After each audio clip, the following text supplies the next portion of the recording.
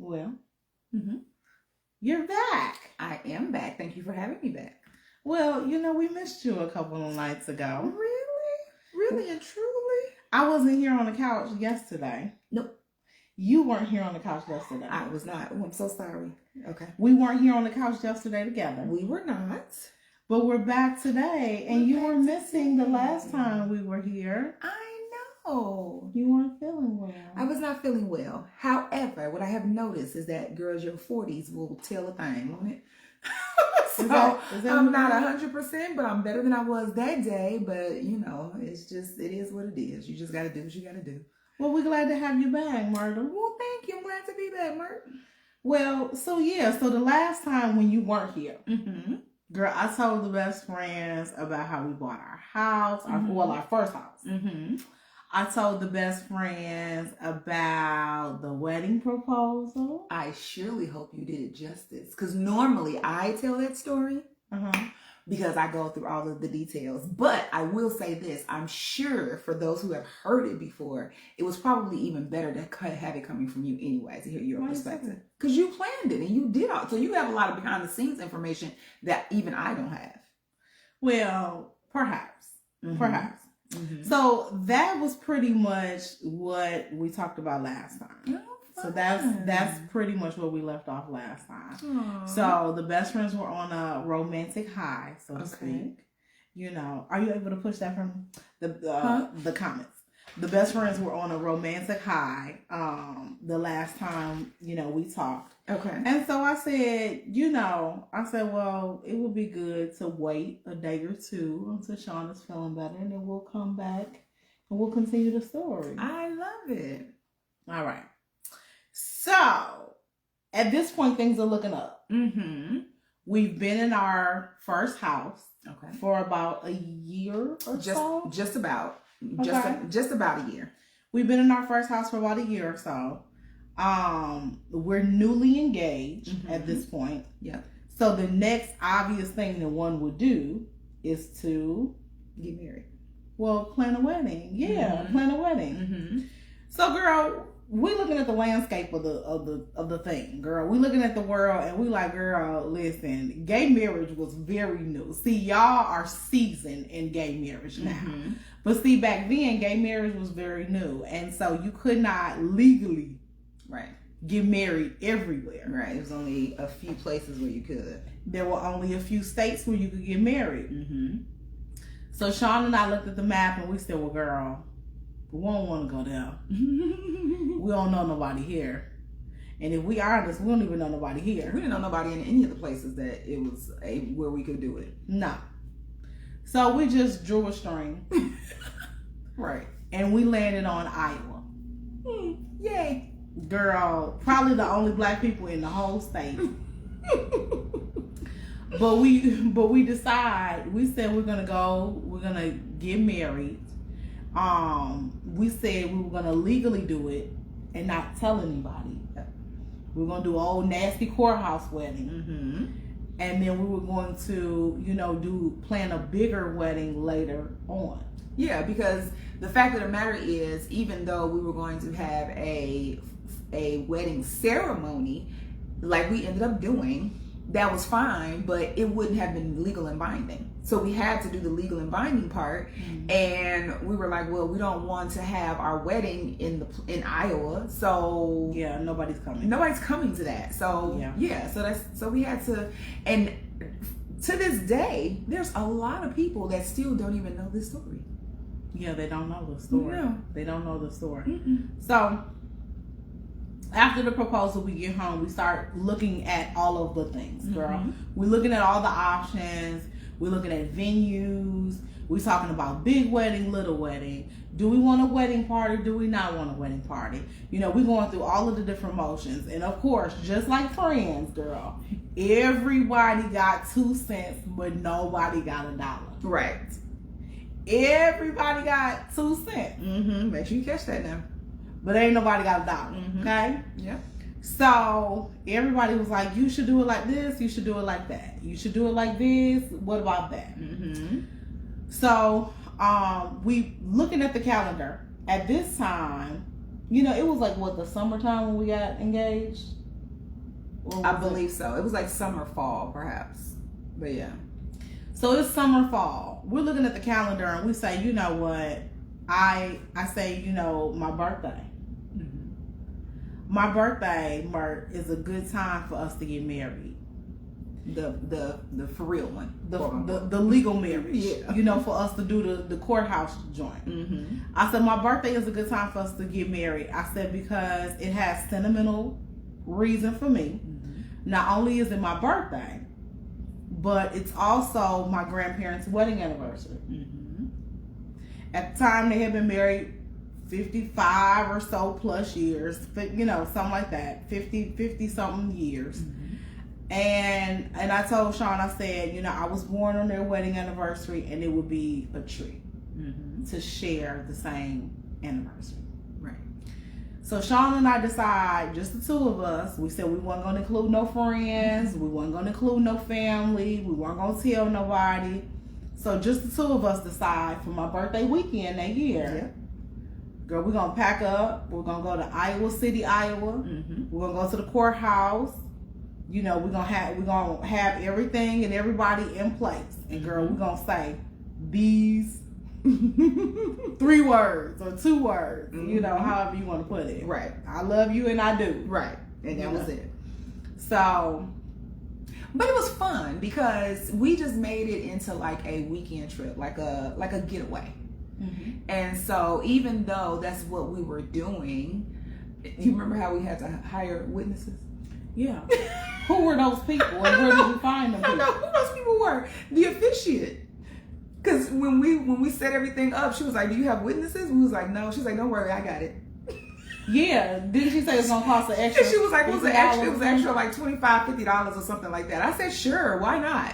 So, yeah, I don't know who those people were. Yeah. Because otherwise... But they witnessed our marriage. Otherwise, we would have been looking for people on the street, girl.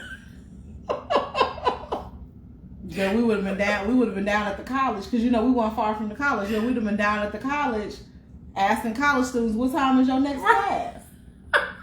Yeah, we'd have been, you know. And why did she have them take pictures with us? That was weird. Do you still have them pictures? No. Oh my God. I wish I did. But yeah, so that was our official quote unquote legal marriage. Do you remember what you had on? Vaguely. I know it wasn't nothing spectacular because like we didn't get wedding outfits. No. I had on jeans. I had on this button up that had a whole bunch of colors in it. Okay, I remember that.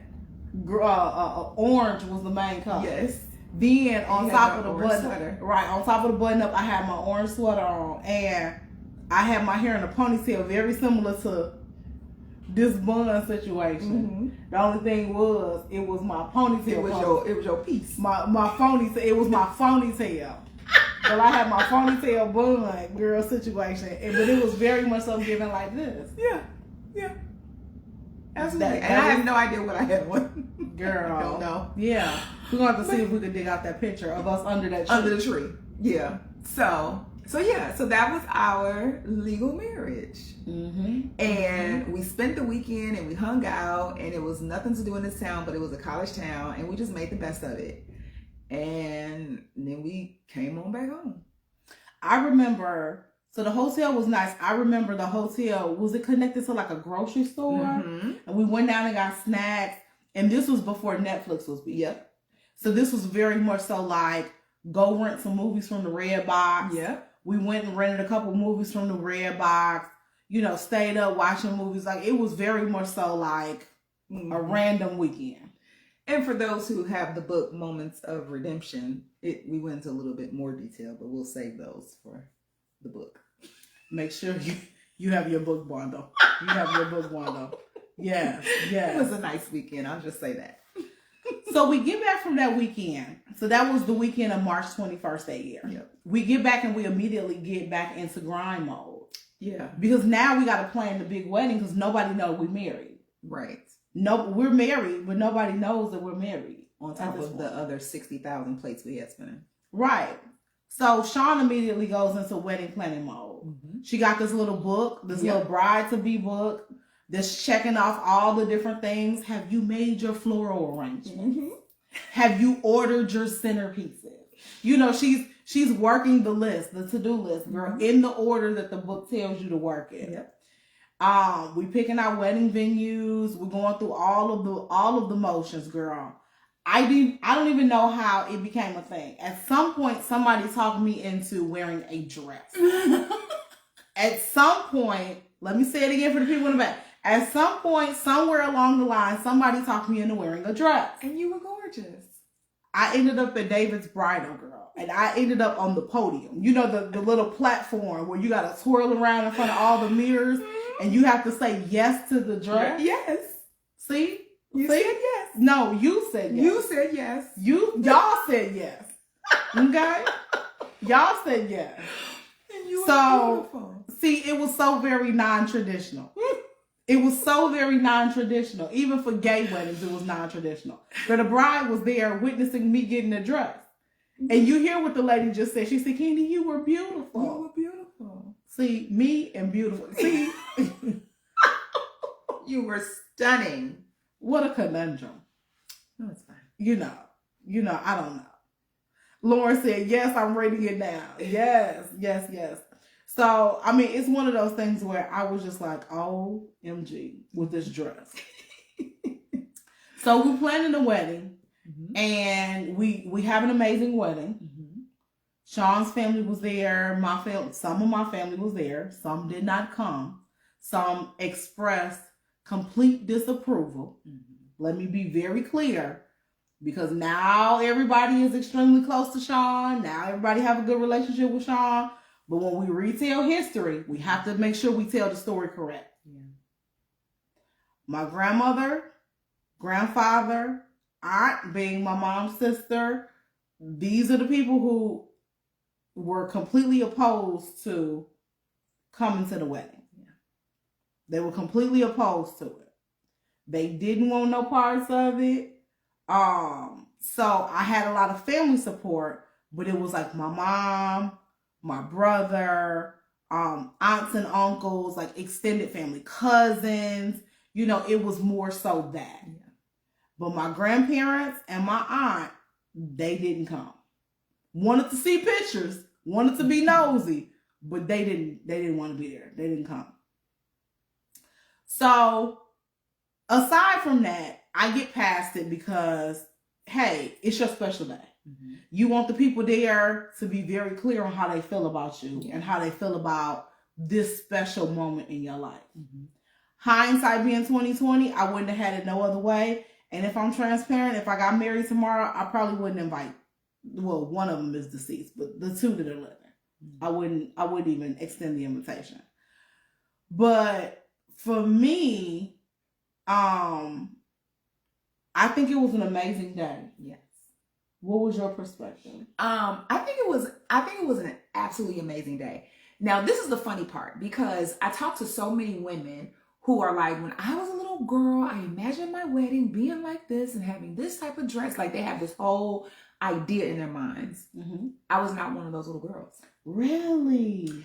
I never had the fairy tale wedding idea in my head. I never had the, oh, I want this, I want that. I never even thought about it. And it's because I come from a family where I didn't see marriage. My mom wasn't married. My grandmother was divorced and had never remarried. My great grandmother was divorced and was never remarried. My aunt was divorced and was never remarried. The only people that I witnessed being married was my paternal grandparents. So for me, the idea of a wedding and having this marriage, it was never even a thing for me. Like, I was not that typical little girl. I was like, oh my gosh, I can't wait. So for me, the wedding was perfect. Like, I could not have asked for anything else, because I didn't have really a true expectation. And for me, I thought it was amazing. The only thing that I missed was my dad being there, because he was deceased. And outside of that, you know, some of my family members cutting up a fool. But other than that, I thought it was, I couldn't have asked for anything else. I thought it was perfect. We did not do the typical, the wedding starts at this time and we're going to start 2 hours late. I think we started 2 minutes after the time that we said the wedding was going to start. We were very punctual. Very. And it was just a fun night. It was a fun night. I only wish that we could have spent a little more time with one another afterwards. But outside of that, I thought it was perfect. It was perfect for me. Yeah. Yeah. So for me, you know, it's interesting to hear you say that you never dreamed of that. I remember shortly after I proposed to you, you said you were waiting for that. Mm-hmm. So you were waiting. So put that together for me. So I was waiting for you to propose to me because I wanted to be with you forever. And so for me, the natural order of things is if you want to be with somebody, if this is the person you see yourself being with, you know, long term, the natural order of things is to be married. Okay. Okay. But it wasn't like, okay, perfect. Now I have that person that I can put in that silhouette of this dream wedding that I have been thinking about since I was 5. Okay. Okay. That makes sense. That makes sense. Yeah. So we were very big on, we don't want to go into debt. I think we put a budget of like $10,000 on the wedding, and we was like, we're not going over $1. We might have went over by like maybe $1,000. Right. So maybe it was like an $11,000 wedding, but we weren't the people running up credit cards, taking out loans. We were like, if we don't have it, we ain't doing it. Yeah. Literally when we walked away from the day, it was done. Yeah. Yeah.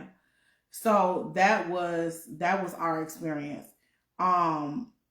From the minute we planned it until the wedding, we were like running nonstop. And you guys got to remember, at the time, we were living in our first house, which was in Bloomington. We got married. The big wedding was in Chicago. So we're getting married 2.5, 3 hours away from home. So when we packed up and left, we had to have dresses, shoes, your weekend bag. You had to have centerpieces. We had gift bags. We had gift bags galore. We had all of this stuff, girl. All of this stuff. And it's like, if you miss anything, girl, you're done. Because programs, because we made our own programs. Yeah, we had our own programs printed. Yeah. So we had all of this stuff. And as much as we didn't want it to be, I feel like our wedding became about other people. Yeah, kind of. Yeah. And the reason why I say that is, I just, even me going back to when we sat down and we were talking to the lady that was over the venue, and we were planning the menu, and we were looking at, even because we had an open bar, so we were looking at even the drink options. You and I don't drink like that. We could have cared less. But we like, oh, Uncle such and such like to drink, blah, blah, blah. And cousin such and such, he love his, whatever. So it's like, we literally found ourselves from the menu and beyond planning what we knew other people that were on the guest list liked. Yeah. And I just feel like, it just became about, we didn't intend on it being that, but it slowly became about other people. And so the wedding was nice, but I think if I ever got married again, it would definitely probably be another secret wedding situation. Gotcha. So that way we could keep it about us. Yeah. Yeah. And then you can't reflect on that part of our lives and not talk about all the other places we had spending. So much going on at one time. What else was going on? So not only were we first-time home buyers in our brand new home, engaged, planning our wedding, we were both in grad school, working to get our master's degrees. Candy was in the process of becoming a Zeta. She was also in the process of being approached to become a State Farm agent. We had to the point where we had to start to the relocation process. We had all of that going on at the same time, to the point where, let me make sure I get the timeline together. We got married first, and then my graduation was a few months after, wasn't it right? Because I had to make sure, because I was like, you got to make sure you change my last name on my diploma. On your diploma. Like, that was huge for me. I was like, no, I have to have my married name on my diploma. So like, all of this stuff was going on at the exact same time. And I don't know how we navigated all of that at one time. Yeah. Thank goodness we didn't have children. Something wouldn't have happened. So, and it's crazy because all of that stuff started happening at the same time, but we didn't plan much of any of it. Right. When I was approached to become a State Farm agent, Chaun and I were both working for State Farm. We were working on the corporate side, and we were working in the claims department. And it was a thing where they would have these things called lunch and learn. They would have these things called lunch and learns. And the lunch and learn is when they would have like other departments that were hiring for different things, or, you know, they would be offering like promotions and stuff. And it was almost like an internal job or career fair type of thing, right? And so my supervisor or my manager at the time, Lisa, had sat me down and was like, I would like to see you network more.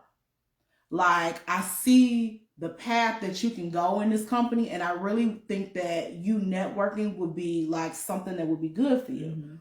So I seen that they was having an agency lunch and learn coming up, and I was like, well, girl, let me put my name on the list because she likes free food. And I get to get off the phone. And I get to get away from the department for a few hours, and I get to network and come tell Lisa that the girl has been, you know, to a little event.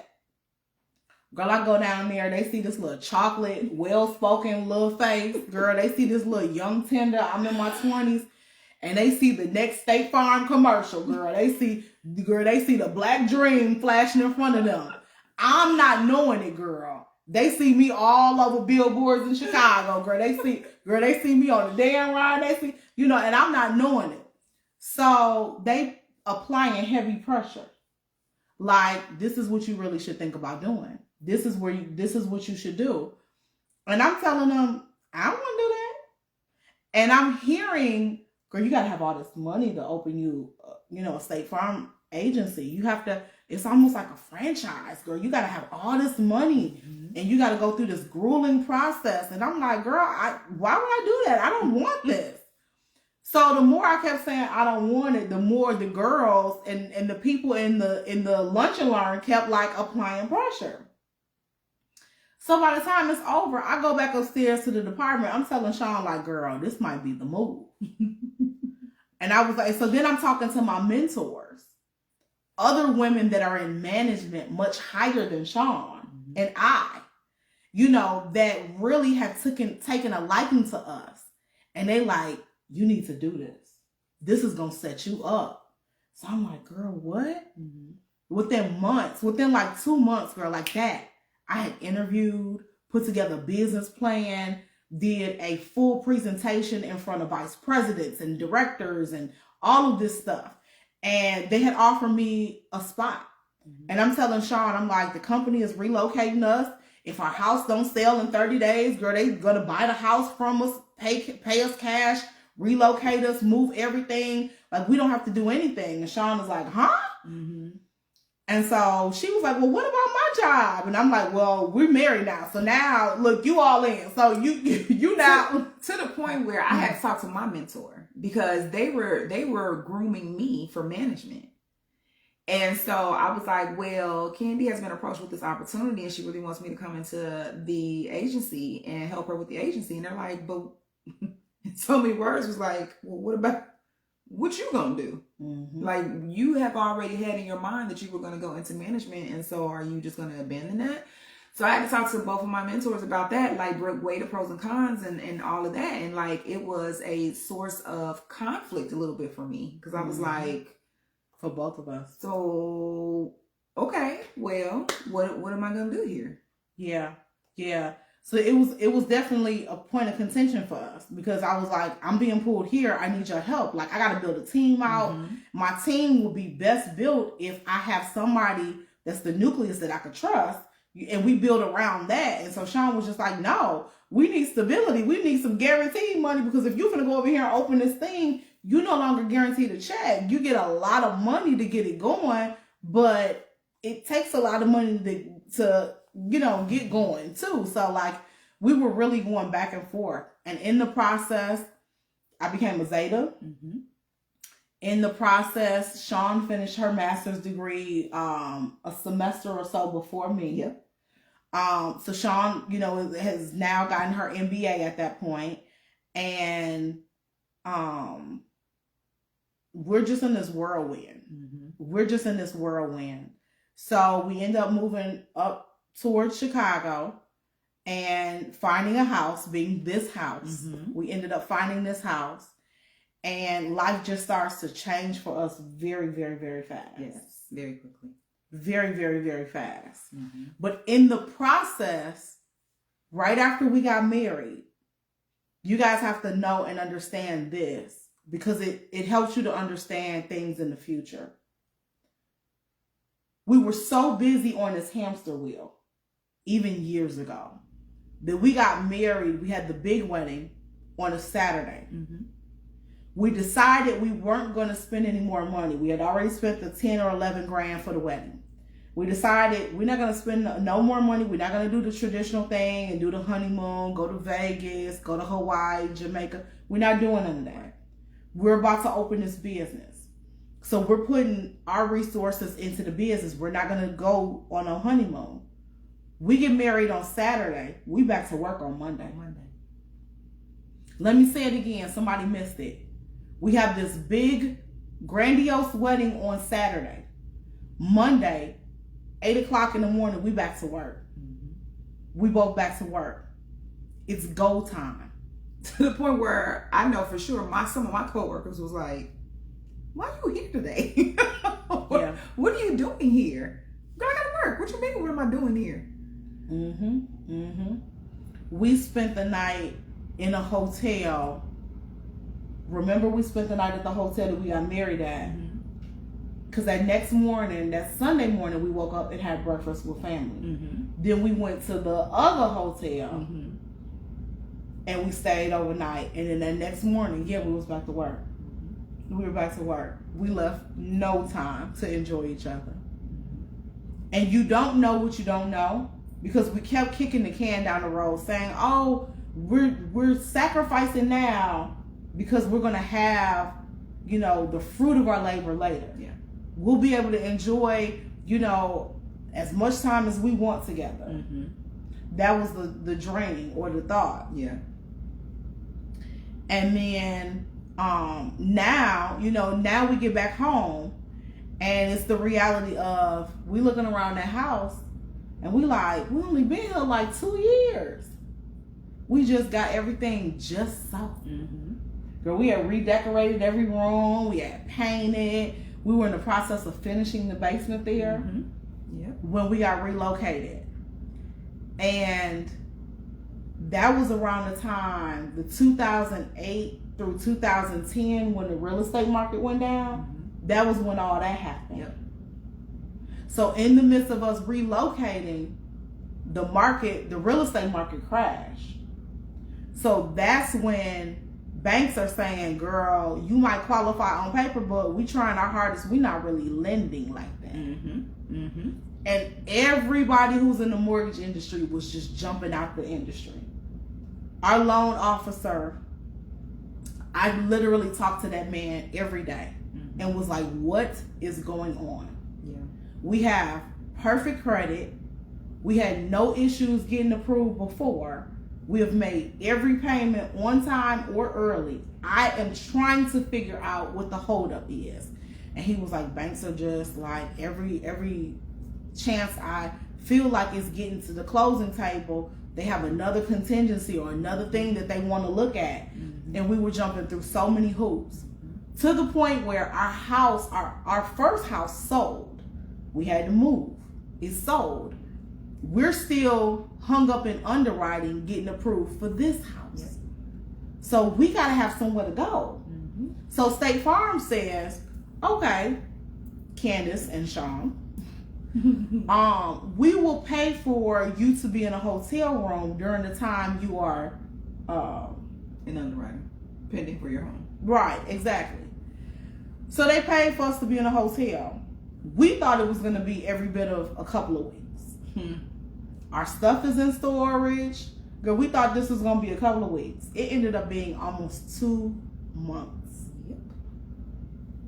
Me, Sean, the fish, and the dog. In this hotel room. In the hotel room. It was me, Sean, the fish, and the dog. Po fish. Po dog. Girl. Po Sean. You know. And we made the best of it. And it's just like, the more we look back, our relationship, our marriage was stressful from the beginning. Mm-hmm. Yeah. But it was all self-induced. It was. It was self-induced. And, you know, everything worked out. We ended up moving into this house in November of that year, which was days before Sean's birthday. Mm-hmm. And I remember her saying, like, this was the best birthday gift ever. You know, because you just want to get in your bed. Yeah. Girl, you don't want to sleep where you don't know who been doing what. Exactly. You know, you don't want to know the people at the front desk on a first and last name basis.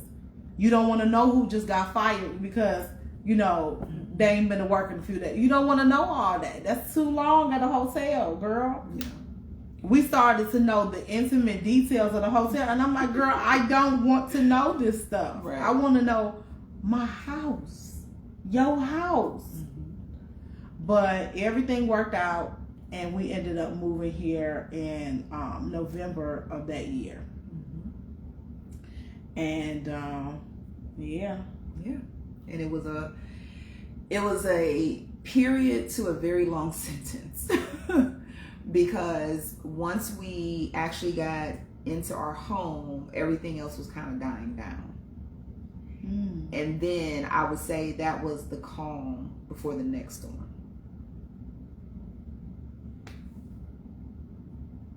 That's it. We'll leave you there. There you have it.